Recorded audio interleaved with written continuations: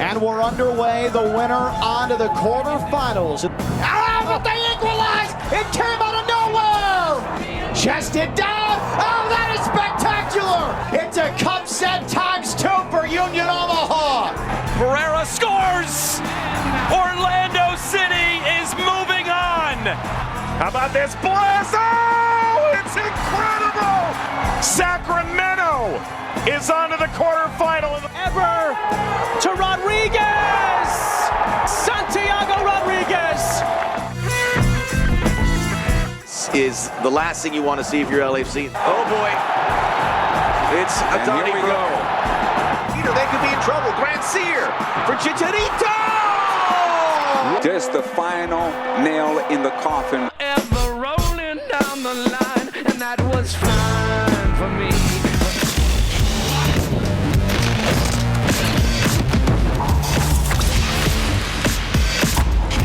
Futbol Americas live and underway here on ESPN Plus. Alongside Herculez Gomez, I'm Sebastian Salazar. Herc, I don't know if you're like me, but if you are at all, you are suffering from a serious case of FOMO, fear of missing out, on Wednesday night as the round of 16 played out in the US Open Cup. What drama! What could have been, Seb? What could have been? What could have been? What could have been? I know you see what I'm wearing. I do! Where's mine? Are you going to send it out? Or are you going to keep it for yourself? It actually is not far. It's right here, actually.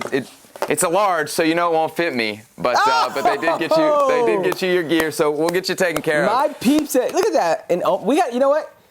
We got to make a trip.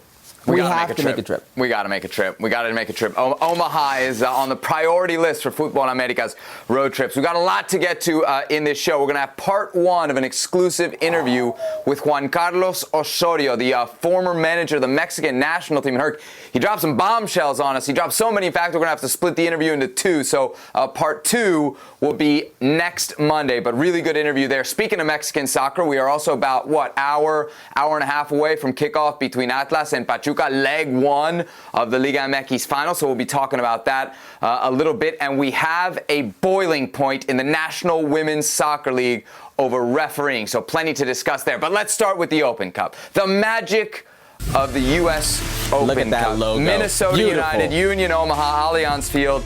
Of course, the horrible tragedy on Wednesday of the school shooting. A moment of silence there in Minnesota. 6-minute Minnesota strikes first through Adrian Hunu, Herc.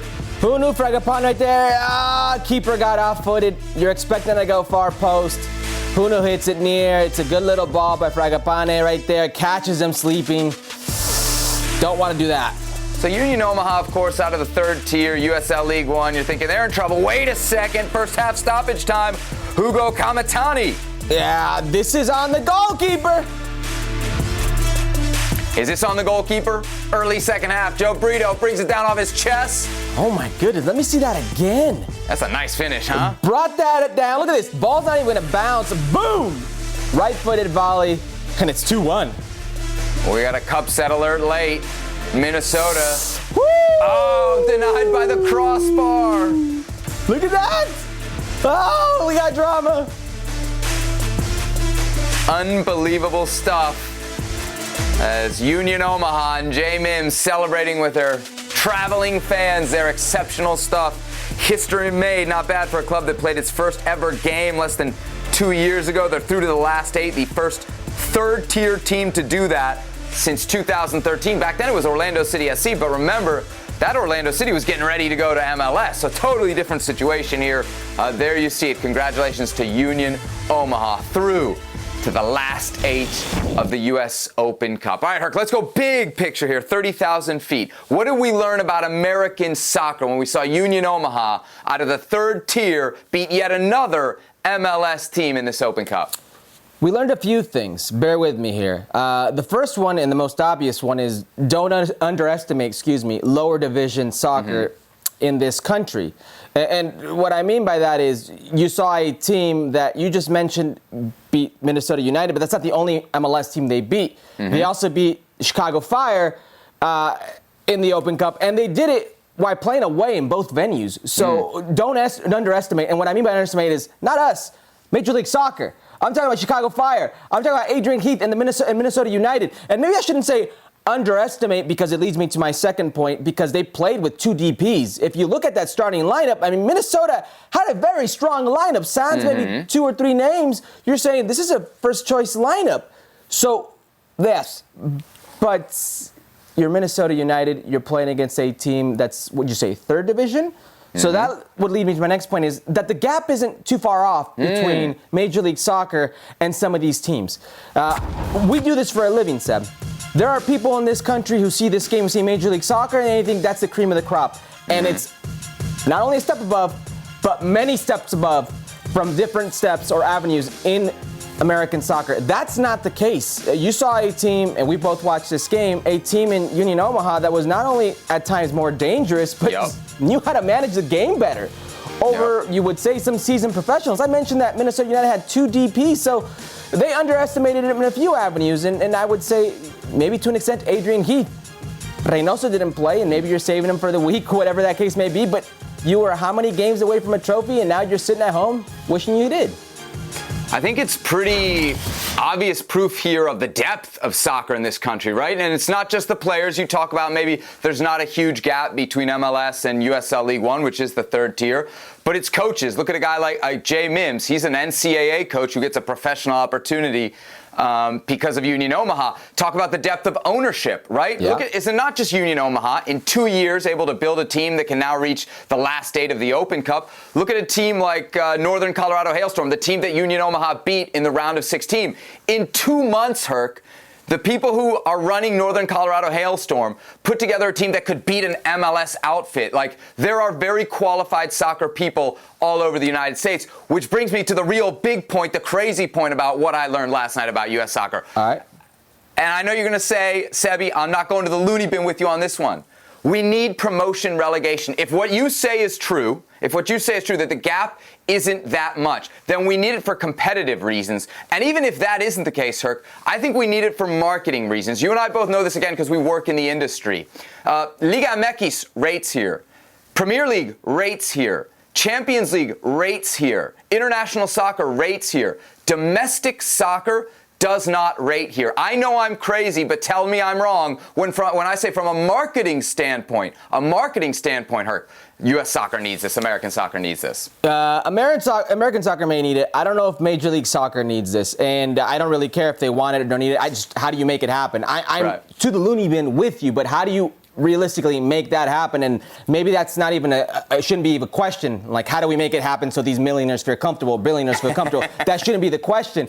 Trust me, I've been trying to get an ownership for quite some time. Oh, it is. If there was a way to win it promotion-wise on the field, Vegas would have a team. It would have a second team to rival the Lights, and it would be owned by yours truly. There you go. Herculez just shy on that $300 million expansion sticker fee for an MLS team. All right, let's move on to the other action from U.S. Open Cup. Sporting Kansas City and the Houston Dynamo. Pick this one up in the 40th minute. Scoreless game. Darwin Quintero, Corey Baird, Dynamo up 1. Corey Baird, there he is. Good ball by Darwin Quintero, el científico del gol. Científico the assist right there. Good ball between 2 players. Corey Baird to take that. 1-0 there. Sporting Kansas City going to find an equalizer. Johnny Russell doing it himself. I love me some Johnny Russell. Like, that is the epitome of Johnny Russell. If there was one play to describe Johnny Russell perfectly, that's it. Left-footed magic. All even at 1 in the second half. 72nd minute. Daniel Chaloui taken down for a penalty. Russell converts. Did I tell you I love me some Johnny Russell? This is a tough one for Paulo Nagamura, the Houston coach, coming back to his old team, Sporting Kansas City. Elsewhere, Galaxy, LAFC, you're welcome. I drew this. Remember the draw show? You did. 9th minute, scoreless game. Carlos Vela out on the run here. Flattered into. Now, you think it was him, like, sprinting for the ball, or you think it was that crashing into? I think it's the shot to the head, yeah, or something there. No, I think it's the quad. It's definitely the quad. I'm just trying to figure if it's him colliding right there with Raheem Edwards if it's a contact injury or just kind of pulling up lame. Yeah, so there you see it. Carlos Vela going off, leaving the game. So LAFC without their main man, 36th minute. Oh, yeah, we got some fisticuffs. It's El Trafico in the Open Cup. Yeah, so Chicharito sees him out of the corner of his eye. Don't think he meant this. Palacios hits it hard. Fall has A very, very strong reaction with Chicharito. Marky Delgado getting in there as well. All hell broke loose, and we're still in the first half.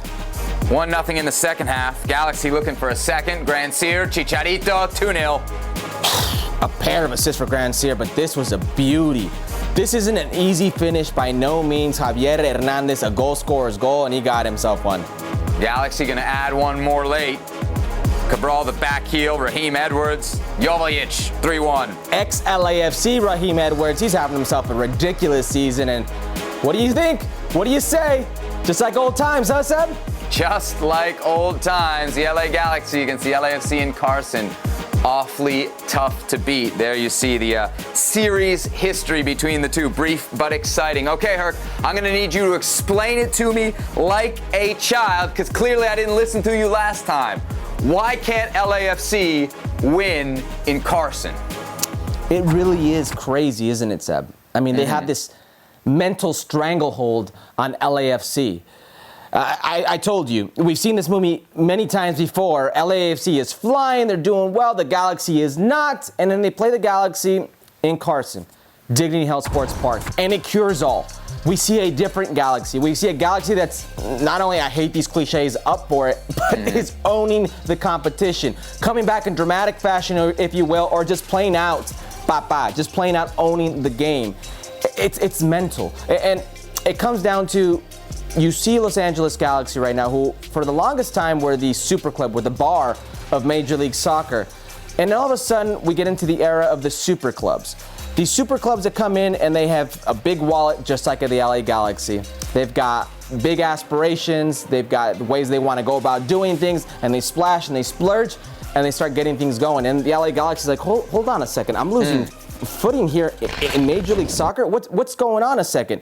And they're struggling to get back to their winning ways when it comes to lifting MLS Cups. But then all of a sudden, you've got somebody comes into your hometown, a place that you've made yours since inception, and they want to call themselves the best in Los Angeles. And they got shiny new toys in player signings like Carlos Vela, Diego Rossi, Rodriguez, et cetera, whatever you may want. They've got great ownership, famous celebrity ownership. They've got a nice brand new stadium. And you're like, hold on a second. Are you trying to treat me like second rate? Yeah, you're doing well in the league, but this is LA, and that's what the Galaxy does. When it's LA, when it's their home turf, they defend it like it's their home turf. It's an actual fight, as you saw. For the first time, I saw an LAFC that had no fight. Sure, you can shove somebody, you can push somebody, you can jaw at somebody, but no fight when it came into the game, and it's been all fight for the Galaxy since inception at Carson.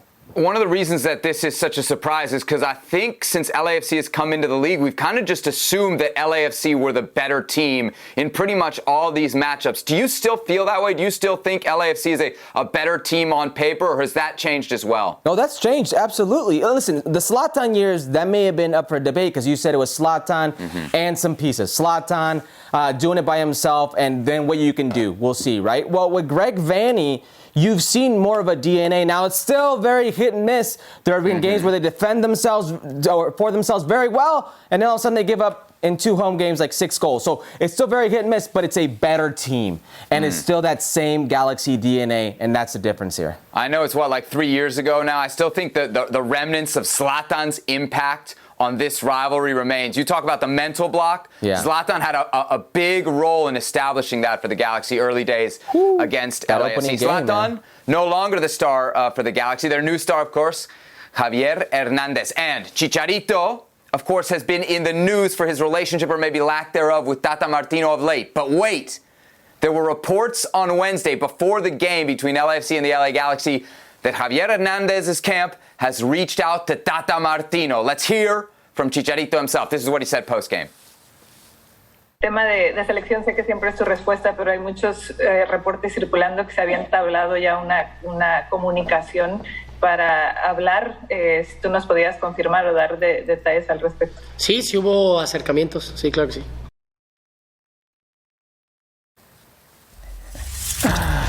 Sí, claro, sí. No more details. Is it something, Herc? Is it nothing? Or is it everything? And by everything, I mean finally a ticket back into the national team for Chicharito? It's everything because of what those reports were. Gibran Arraige, a colleague of ours at another network, had said that it was to apologize for what we do not know, but to mend the situation that is Tata Martino, Javier Hernandez, and El Tri. That would lead many to believe he would be off that infamous blacklist. And if he's off that blacklist and he's scoring goals again, he was on a little drought, but he's scoring goals again, and we know Javier Hernandez scores in bunches.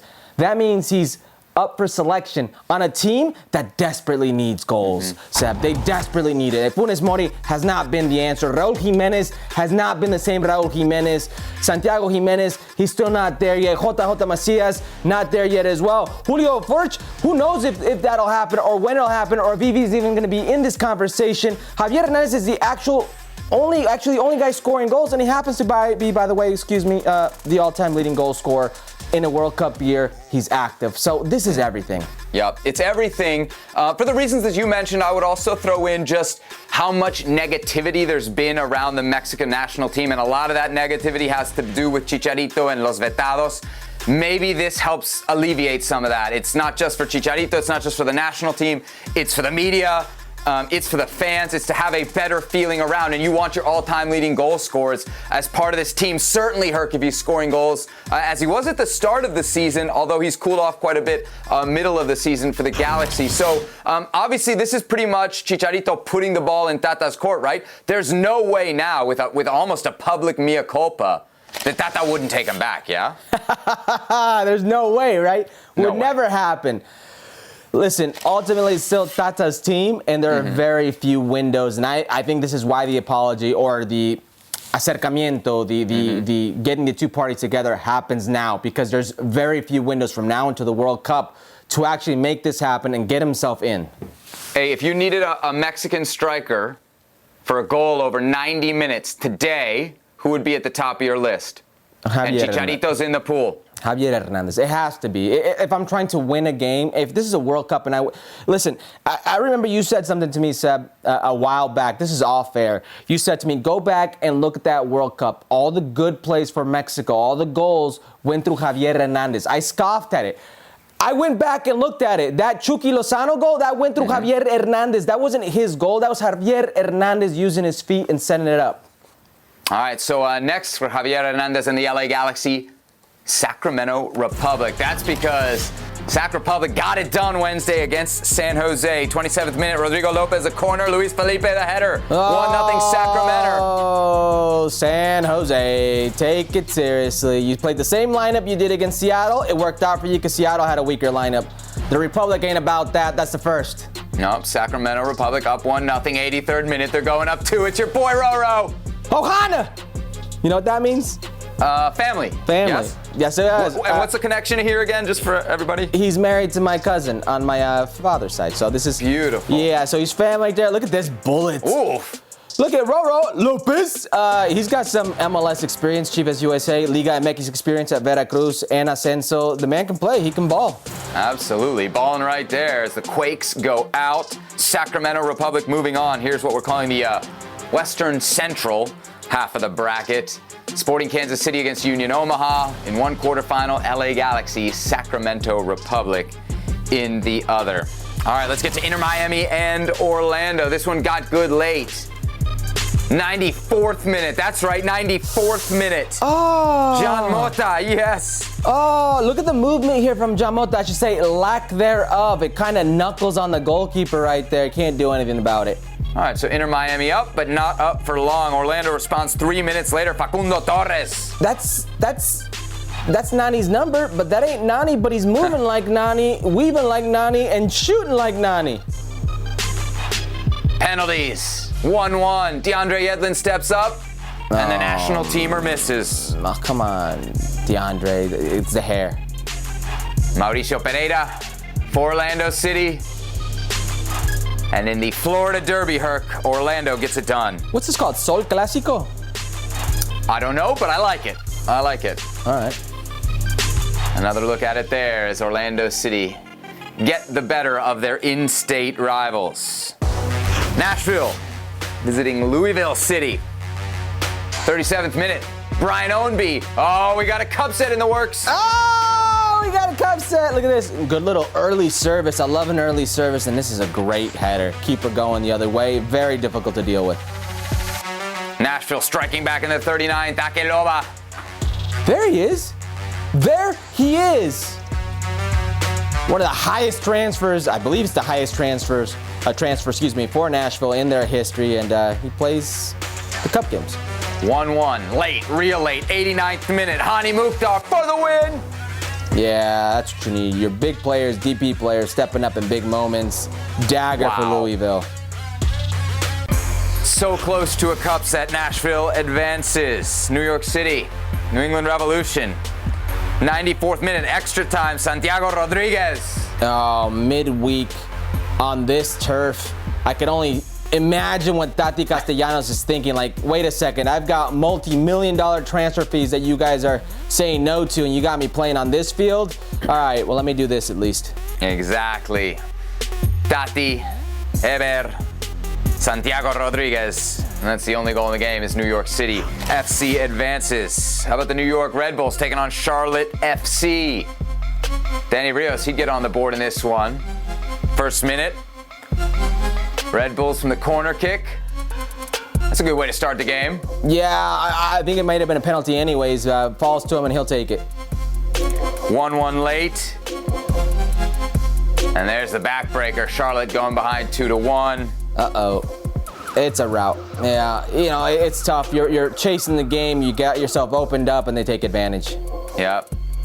Tom Barlow there with the last goal for the New York Red Bulls as they advance. They're going to face New York City FC in a Hudson River Derby there in one of the quarterfinals in the northeast-southeast half of the bracket. Then Orlando City against Nashville FC. Herc, we got 8 teams left in the Open Cup.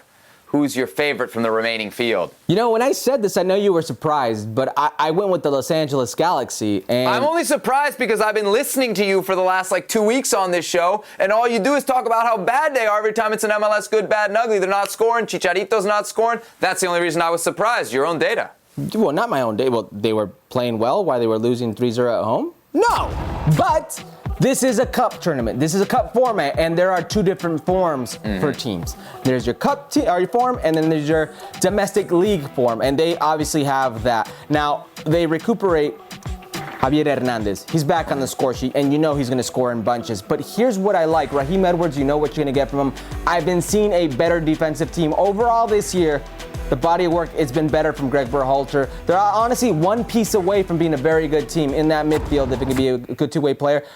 Heads up, Cabral is all of a sudden showing flashes. He's a very frustrating player. He reminds me of Vinicius for Real Madrid, Vinicius Jr. in his first 3 seasons. The frustrating Vinicius Jr. If you could put it together on the field, this guy's going to be dangerous. You saw what he could do last night. I think they're just so dangerous, and they're going to have another home game, so they're spotting me a game there, so take that. There it is. The Galaxy under Greg Vanney, a threat to win the U.S. Open Cup, says Herculez Gomez. I'm going slightly different. I'm going New York City FC. Now, I feel like this is probably what Las Vegas would tell us, right? If they're looking at the 8 teams left in this tournament. This will be the final. New York City FC and LA Galaxy is probably, right, your final, at least what most people would expect. So I think it's going to be New York City FC. We got a lot of reasons why. We've got a recent track record, right, in knockout competitions. Not just what they did, I think, in MLS Cup, obviously, but to some extent what they did in the CONCACAF Champions League. The concerns here for me would be you're not going to be at home. You're probably not going to be at home for a final if you do get it, because we know New York City FC doesn't exactly have the facilities for that. The other point here is the Open Cup final, Herc, isn't until, first or second week of September? Yeah. That's another transfer window. And if Tati Castellanos is not around when New York City FC does eventually potentially reach this final, it changes their chances dramatically. So here's a look then at those 8 matchups. You got a game that stands out to you?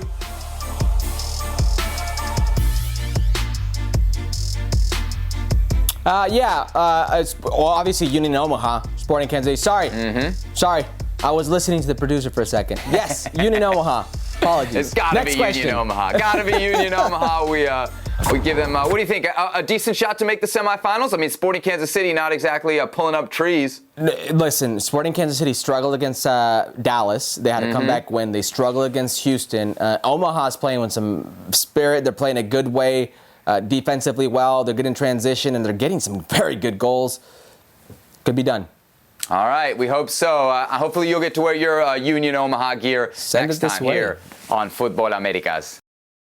Our next guest here on Futbol Americas, none other than Juan Carlos Osorio, a man who has managed up and down the Americas, although you probably know him best from his time with the Mexican national team at and leading up to the 2018 World Cup. El Profe joins us here on the show. Juan Carlos, great to have you with us. Well, thank you very much for the invitation.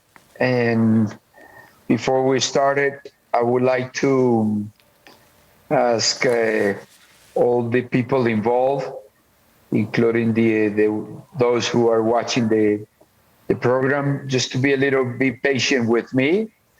Perfect. Well, listen, if anyone knows about patience, it's me. I work with Herculez Gomez on a semi-daily basis, y cualquier cosa aquí la podemos traducir de español a inglés. So listen, since you left the Mexican national team, you've been kind of off the radar for a lot of our audience. You spent a lot of the last few years in Colombia. It's a football that we don't see a lot of. I wonder kind of what your experience was like there, and how does Colombian football in that league compare to the other stops on your career? Very interesting question. I decided myself to stay in Colombia because my parents, both of my parents are alive, close to 90 years old, and I wanted to be near them. And also, my oldest son is in 6th semester of medical school, and I want to be near him. Juan Carlos, you know, you've been to a lot of different places. Some of those stops, one of those stops, I should say, was Major League Soccer, Chicago, 2007. I'm curious what your experience was like back then in 2007 in Major League Soccer, and maybe some of the changes you've seen from afar now that you've gotten a step away from Major League Soccer. Right.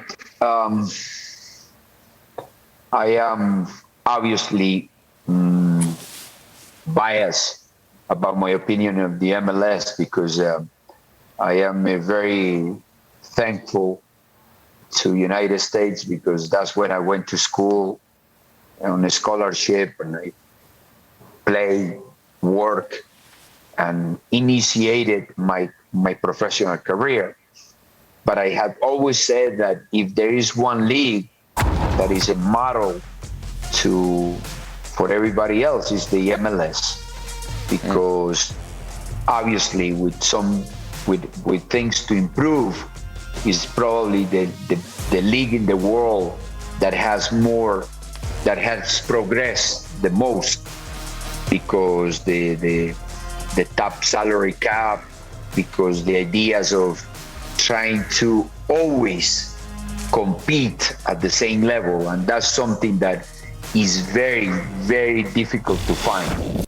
I think it's only in the United States where, and probably following other sports like basketball and American football, the rules are to try to play at the same level. That doesn't happen in South America. Here, everybody, the richest club buys the best players, and the clubs that they don't have the resources, obviously, they don't have access to those top players. So the competition is never on the same level, whereas in America, it's always the same level. And I think if you get that in place, then the tactical part of the game can make you either be successful or not successful, but not because you have the advantage of having a better squad.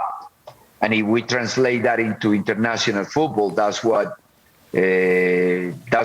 some clubs like Real Madrid take a big chance in bringing big time players and trying to get at the same level of competition with other teams. In America, it's very difficult. Very different. United States is very equal to everybody, and that's probably the thing that I admire the most, and probably the thing that I criticize the most in South American football that is not that even level of competition. One of the players that you got to work with while you were in Major League Soccer, I know it was a while ago, but I doubt you forget working with a guy like Cuauhtémoc Blanco. Is he the best Mexican player you ever coached? Cuauhtémoc was something else. I would say that when we coincide in Chicago, the thing that amazed me the most was that even though he couldn't speak the language, he will just not lose the ball. He will protect the ball like we say it in South America, is like a loving girlfriend. You never expose them. You keep it for yourself, and you don't. You do everything to protect her, and that's what Cuauhtémoc did, and he did the Cuauhtenilla and all the things that he did just to protect the ball, and he couldn't communicate himself, but his competitiveness was there to be shown and to be admired for the rest. So as long as he gives us his 100%, then he will be fine. As far as being the best Mexican player that I ever coached, well, I would say that there are three that I put on the same category. Rafael Marquez, he won everything with Barcelona, and he was a big influence in the squad, even in the World Cup 18 in Russia when he had to play against Brazil. The other two players were Héctor Herrera and Andrés Guardado, two central midfielders, box to box, number 8 in many football cultures. Number 8, no number 6, no number 10s, but number 8, box to box, and being able to play football, to keep the ball and go forward, and also try to defend themselves when it was needed. So I would say that those 4 players were the Mexican players that I ever coached. Wow. That's interesting, because a lot of people would say just based off talent alone, Carlos Vela would kind of sweep everybody on that list. Oh, Carlitos, yes. Oh, okay. Sorry. I have to. Sorry. I apologize. No problem. As far as talented, Carlos was the best player ever.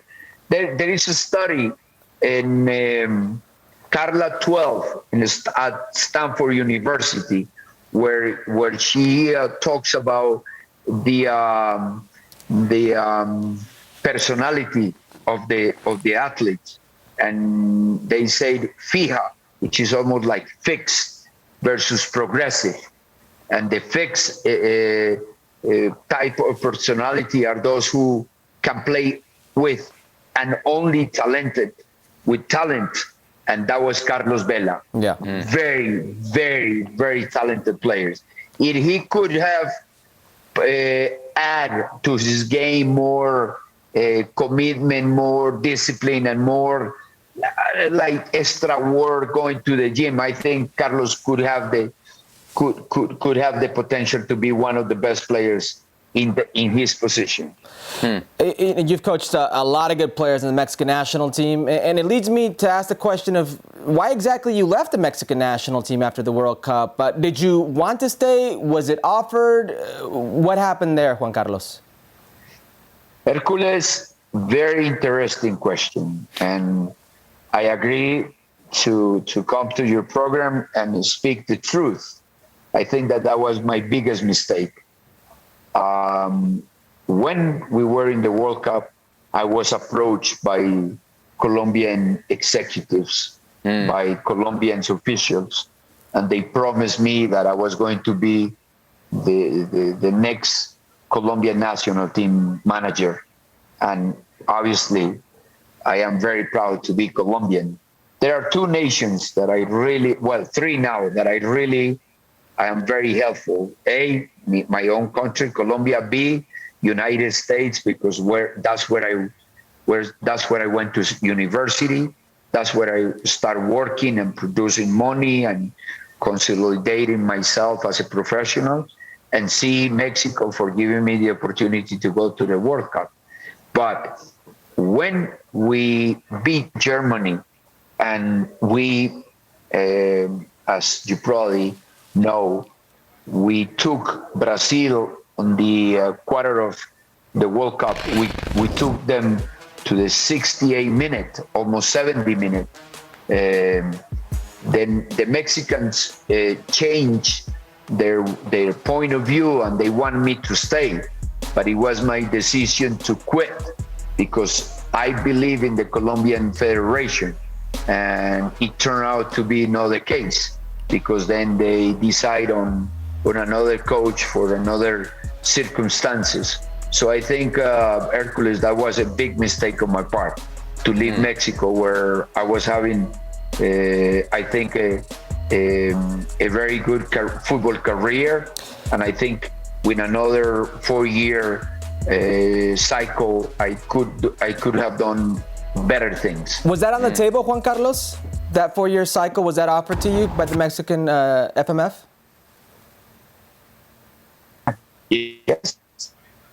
A lot of people don't know that, but after beating Germany and playing against Brazil, the Mexican Federation offered me the next 4 years, and I was very naive, and I believe in the Colombians executives and the Colombians bosses, and at the end they play against my career. It sounds like you have some regret, Juan Carlos, about the decision and the time. Would you ever consider in a future coming back to Mexico in the national team? Well, as I just said, I believe that any human being is thankful with those who has helped him to become what he is. And in that regard, I was born in Colombia, so obviously I love my country.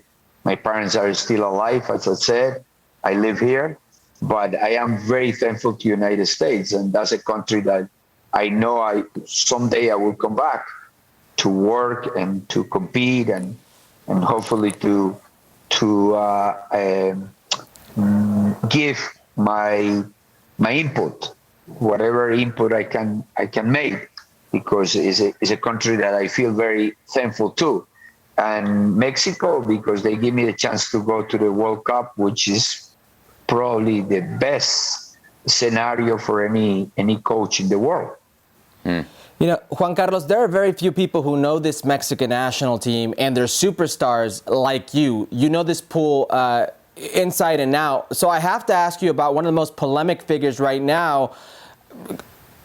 Craziness that he's a polemic figure right now is Javier Hernandez, Chicharito Hernandez, and everything that's going on with Javier Hernandez and him not being part of this national team setup. You, as somebody who was his coach and knows what he's like, not seeing him part of this setup, what are your thoughts? Well, I will start by saying that Javier has the knack, as they say it in England, the knack for the goal. He will score some wonderful goals, but he will also score the usual number 9 goals.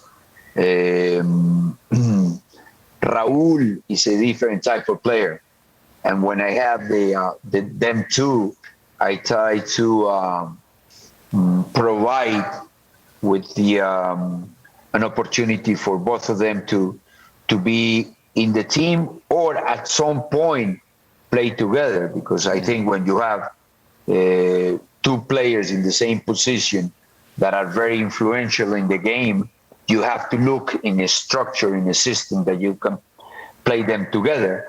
But that was not the case in that particular time for me.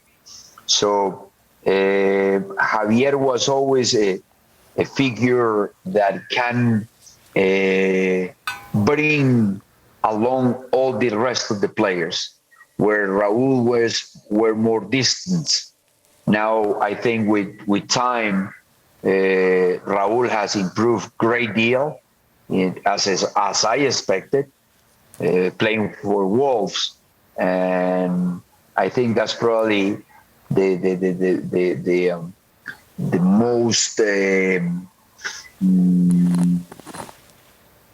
opposition that Javier can have, because now there are other strikers that are improving and that are reaching that point where the difference is minimum, and the fact that Javier is not there is a question that I always ask to myself: what could have happened to him? Because I always thought that he will be there for the next World Cup as well. All right, Herc, again, part 2 of that interview on next Monday's edition of Futbol Americas with Juan Carlos Osorio. But there we see the comparison between JCO and the current man in charge, Tata Martino. Herc, good chat with El Profe. What was your big takeaway? The bombshell he dropped about wanting to stay, or I guess regretting not staying, and FMF wanting him to stay, offering him a second cycle. That's a news headline right there. Yeah, right. In terms of like thinking about Mexico and the potential of an 8-year cycle for a coach, is what they've been talking about recently with Tata Martino.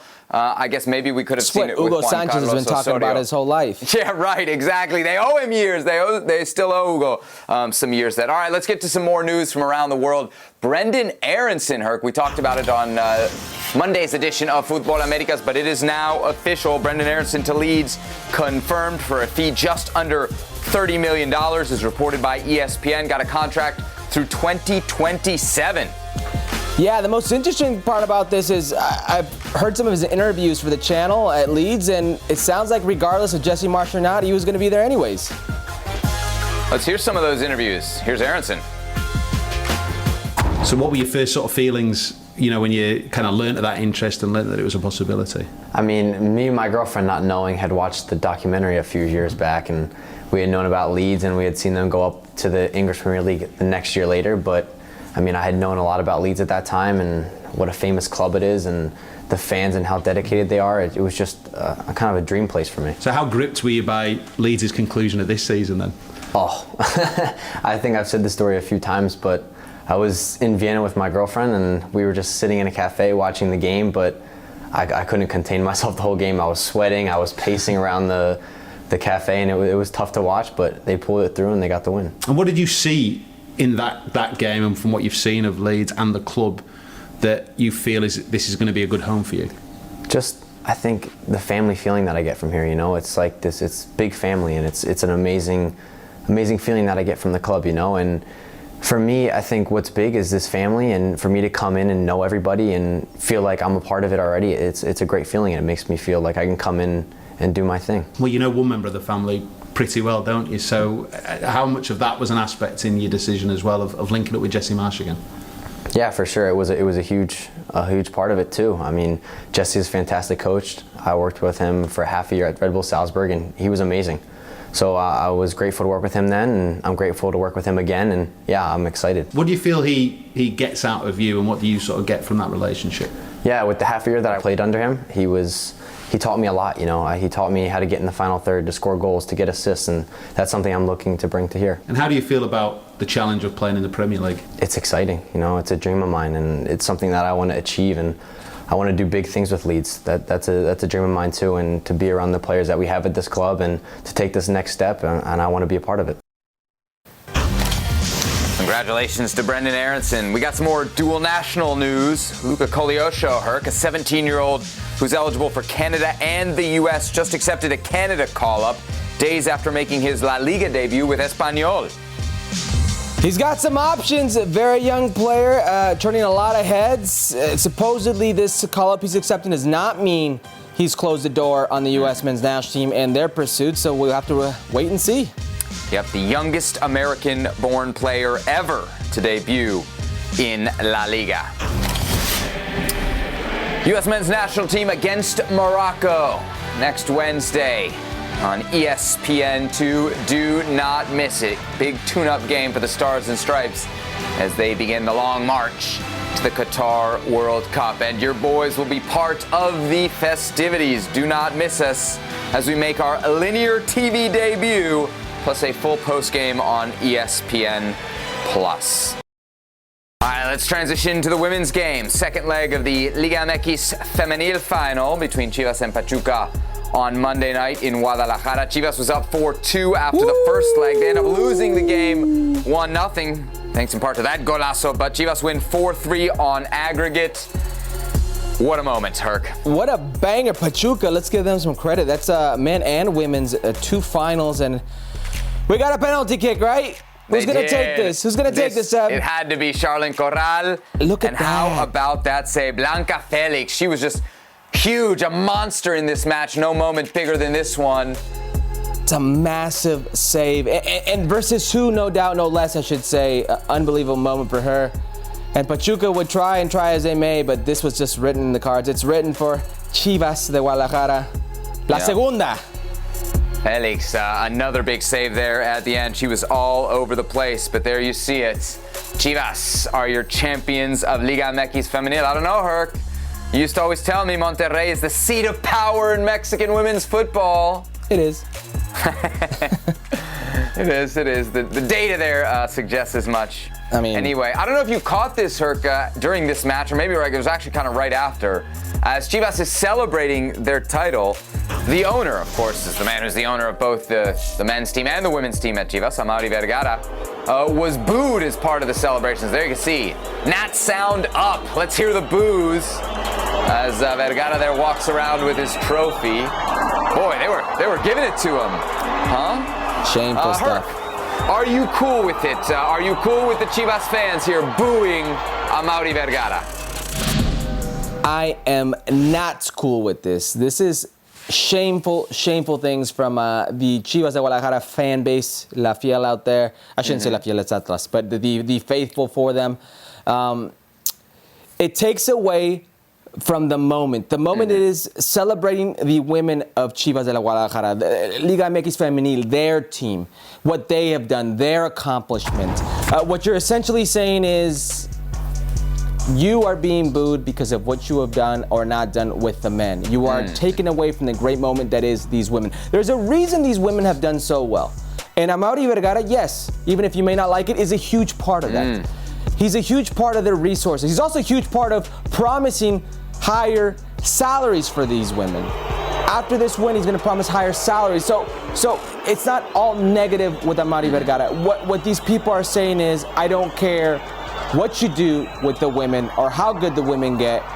We don't like you because of what you've not done on the men's side, and it's not about that. It's disappointing because the fans that are booing here are saying the men are more important than the women. That's really what they're saying. And what's unfortunate is those fans are the ones that are in the stadium to watch the women's team play in a final. Those should not be the fans that are more focused on the men's team, and they should definitely not be more focused on it right after the women's team just won a title. I'm with you. I think 99% of the blame here is on the fans. Amaury Vergara is a little bit naive if he's going to claim that this surprised him in any way. He could have been present. He could have been with the team in the locker room and not been as visible. He knows that when he goes out there, and hey, he wasn't being quiet about it. He was doing the victory lap with the trophy. He knows he's going to draw the ire of those fans. He also made it a little bit about himself. Absolutely. And there's nothing that fans hate more than owners taking credit, than owners lifting the trophy before the players, than owners being the main attraction when it comes to these types of moments. So I understand what you're saying, but come on, man. There are moments to really celebrate people, to really celebrate achievements, and this is one of them for Nelly Simon, our ex-colleague here at ESPN, and Chivas Femenil. All right, more Liga MX Femenil news. Now as it connects to NWSL, we got a partnership announced between Tigres and Angel City FC, Herc. It's going to include 2 friendlies, the first of which will be August 10th in LA. I bet you they'll get a pretty good crowd for that. What do you say?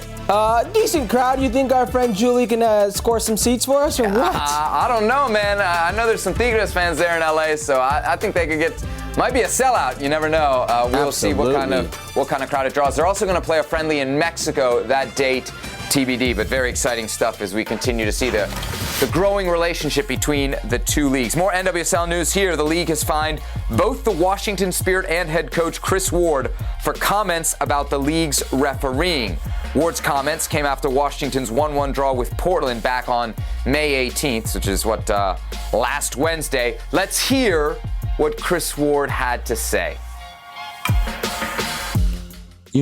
Emily Sonnet gets kicked in the ribs in the Orlando game. Broken ribs in the very first game. And the league's response is, well, she finished the game.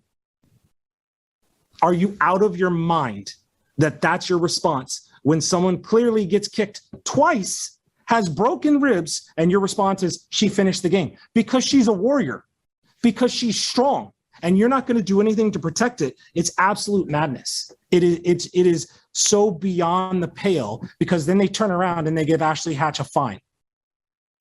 And if anyone's met Ashley Hatch, you know what type of person she is. The league has to do a better job. They absolutely have to do a better job. And it's, I don't know what it's going to take, because they've already injured Trinity. They've already broken bones on 2 of our players. I don't know what else it's going to take for them to step up and actually take this seriously. It's so frustrating. All right, Herc, it's time for somebody to get lost. The question is who? Are you giving the get lost to Chris Ward or to the National Women's Soccer League? I'm not giving it to Chris Ward. He's protecting his players. That's what any coach would do. Any coach would fight for the safety of his players, and also for what fans want to see. They want to see the most talented players on the field and staying safe, doing what they do best with the ball. So you want to protect those type of players. But my understanding here, and this is why it's NWSL and maybe U.S. soccer in general to get lost, is when it comes to allocating these referees, it's on a tiered system. So that means in their tiers, Major League Soccer is the highest. That would essentially mean, because VAR is in Major League Soccer, that the best referees in American soccer go automatically to Major League Soccer. And everything else, all these other scraps, excuse my reference right there to the referees, are left to the rest of American soccer. So in a league that presumes to be one of the best, if not the best in the world, NWSL, you don't have the best referees to accompany said product, these women. And that is sad. That is heartening, and that is what you should get lost with. Yeah, absolutely. Especially, Herc, especially when it comes down to, at the end of the day, money, right? And we hear all the time in the NWSL about all this new money coming into the league, all these new sponsors. What did we hear from Angel City FC? Something like $35 million. Let me read you some numbers. An NWSL center ref, right, head ref, will make $461 for a game. Forget about what MLS officials make, which is way more than that. USL, which is drawing from the same tier of refs, right? That second tier of refs, according to pro referees and kind of how they rank their officials, they get $529 a game for in the USL. So if you're just a ref trying to pick between the two, you're going to go to the USL. NWSL needs to step up. It needs to invest now in refereeing, and not just refereeing, Herc, but VAR. Right? Because you mentioned MLS has VAR, and because of that, they're getting a lot of these Tier 1 referees. They're not available for the other leagues. NWSL needs VAR. You can't have, as you say, a league that wants to be one of the best in the world not have VAR. We just can't have it anymore. So I think it's time now for the NWSL to step up. It's time for pro referees to step up and qualify more referees for this top tier. And to your point about the federation, it's also saying, hey, you're going to give NWSL this Tier 1 status, right? Division 1 status, like you give it to MLS, and you demand that MLS players have the protections afforded of them for a Tier 1 referee. Why aren't NWSL players worthy of that? If they're truly the top tier, then they better be getting the same refs. That would be my point. That's a good point. Fair enough? It's fair enough. All right, let's move on. What's next here on Futbol Americas? Oh, yeah, actually, let me remind you, over on the website, ESPN.com, full article about this from Jeff Kassouf. You can read more about it over there on ESPN.com. More from the women's game, the UEFA Champions League. Of course, wrapping up this past week. Lyon beating Barcelona in last weekend's final. UEFA announcing their team of the season. No surprise, there's quite a few Lyon players on it. Amandine Henry, remember she scored that amazing banger to open the Champions League final, as well as a big contingent on that defensive line. Christine Endler, the Chilean goalie as well. Ada Hegerberg up top. Herker, you notice something? There's somebody from this Lyon team that is not in this 11. And you know who else noticed it? Who? The person themselves, Katarina Macario. Let's check in on what we found in the mentions. Well, it wasn't really a mention. It was more like a quote tweet. But here's what Katarina Macario had to say. LOL, 9 goals, title winner. Thanks for having me, guys. I'll try again next year. All right, so Katarina Macario not happy about being left off the Women's Champions League team of the season. It's definitely shots fired, Herc. Are those shots from Macario warranted? Absolutely. I could absolutely see myself doing the same thing. I mean, for a second, who picks these teams, right? Who picks these teams? Because we've seen this happen a lot of times. I researched who picks this team. A technical observer panel. What? Who? These are just pure numbers. There are only 2 players who scored more goals, okay, than Katarina Macario, and they're on it. Nobody else, okay? And if we talk about knockout round goals, 5 goals, second most. If you want to take out penalty kicks, the most knockout round goals. And yet here's a player who has the numbers, has the trophy, but doesn't have the respect here. What's going on? That's it, right? It's the respect. And this is actually a huge problem in the women's game, and it has been for a long time. When it comes to big awards, people tend to vote, and they do this in the men's game as well, but in the women's game, it's even worse, overwhelmingly on reputation and kind of your Wikipedia almost, right? And if we look at the players, Katoto Egerberg, who get it over Macario, they're far more established, Herc. So I know as a player, that's got to drive you nuts. It's not always who deserves it. A lot of times, it's who the voters know. That's the thing. It's like this Hall of Fame voters for U.S. soccer, and we used to have these discussions. They're baseball writers, no offense to the baseball writers, but they don't follow soccer anymore, so they go with what they know. They go with what they can Google and find on Wikipedia. And by the way, whoever did my Wikipedia page absolutely hates me. There it is. There it is. Well, you're on TV enough. Maybe someday you'll get into the Hall of Fame there. Katarina Macario, no Champions League team of the season, but I think she'll be okay. She's got the trophy that really matters as Lyon beat Barcelona. Also from the women's game, in case you missed it earlier this week, Herc, we got some big news in the NIL world, the name, image, likeness world. Nike has signed its first high school NIL athletes, and they are soccer players. Alyssa and Giselle Thompson of, hey, look at this, Los Angeles. Yeah, Thompson sisters. Nike's swooping up everybody. I know. I feel like not too long ago we spoke about the girl from UCLA. Oh, I forgot her name. Oh, no, it's going to kill me. Oh, I'm so sorry. But Nike's doing big things. Nike go big in the soccer space. All right, that's it for today's edition of Futbol Americas. Enjoy your weekend. Enjoy your holiday weekend. We will be back on Monday. We will be working. That is correct. And don't forget, next week, we're on TV. Big TV. Futbol Americas linear television debut after U.S.-Morocco on June 1st. We'll see you next week. You coming to L.A.? Go Union Omaha. I'm coming to L.A. You know it. Bring my shirt. I will bring it.